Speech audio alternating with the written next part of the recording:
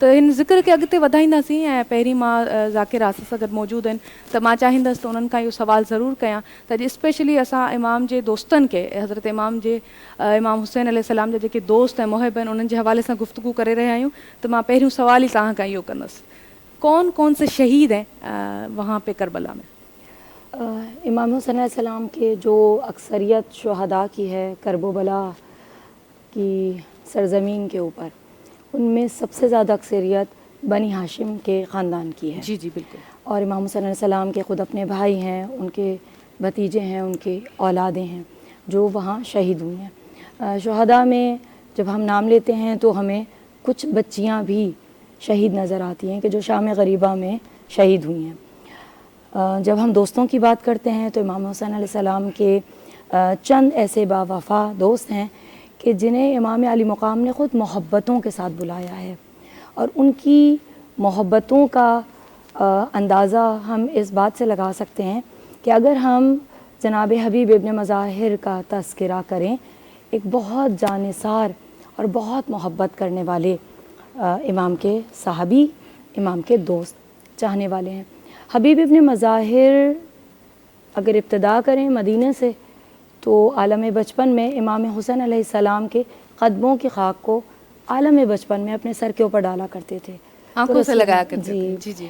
तो रसूल खुदा सल्लल्लाहु अलैहि वसल्लम ने उनको अपनी गोद में उठाकर प्यार किया था कि ये मेरे हुसैन का चाहने वाला है, क्योंकि हुसैन इब्न अली फ़कत नवासे रसूल नहीं हैं।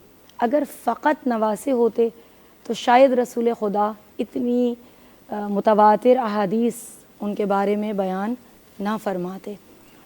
हम अहादीस को देखते हैं, बहुत खूबसूरत हदीस, हुसैन मिन्नी व अना मिनल हुसैन, सुभान अल्लाह, मैं हुसैन से हूँ, हुसैन मुझसे हैं। या फरमाया कि इन्नल हुसैन मिसबाहुल हुदा व सफ़ीनतुन नजा, हुसैन रोशन चराग है और निजात की कश्ती है, जो कोई इस कश्ती में सवार होगा।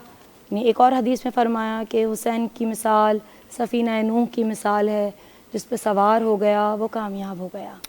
अब आलम बचपन में अगर एक बच्चा हुसैन इब्न अली से मोहब्बत का इजहार कर रहा है और रसूल खुदा उनकी मोहब्बत का जवाब उन्हें अपनी गोद में लेकर प्यार कर कर सीने से लगा कर दे रहे हैं, अपनी शफ़क़त से दे रहे हैं, तो हम ये जान सकते हैं कि रसूल खुदा को वो तमाम लोग कितने अजीज़ होंगे कि जो ज़िक्र हुसैन में आगे बढ़ते हैं।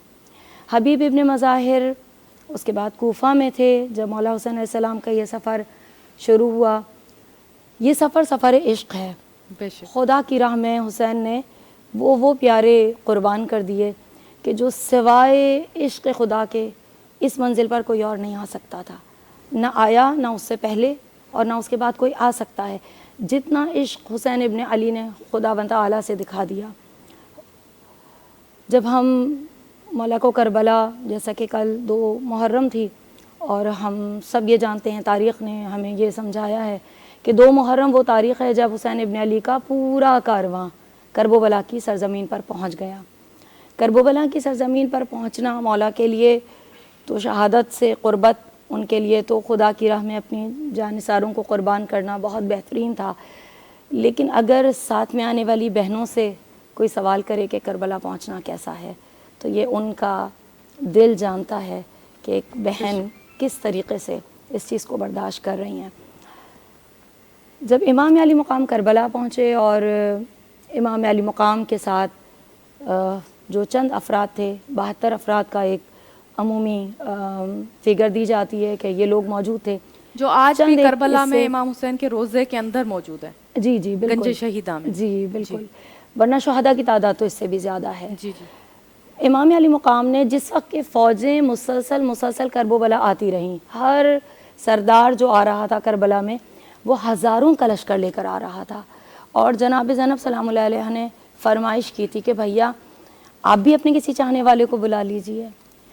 उस वक्त में मौला हुसैन अलैहिस्सलाम ने अपने दोस्त हबीब इब्न मज़ाहिर को, कि जो उस वक्त कूफा में थे, एक ख़त लिखा। ये वाहिद दोस्त हैं जिनको ख़त लिख के बुलाया।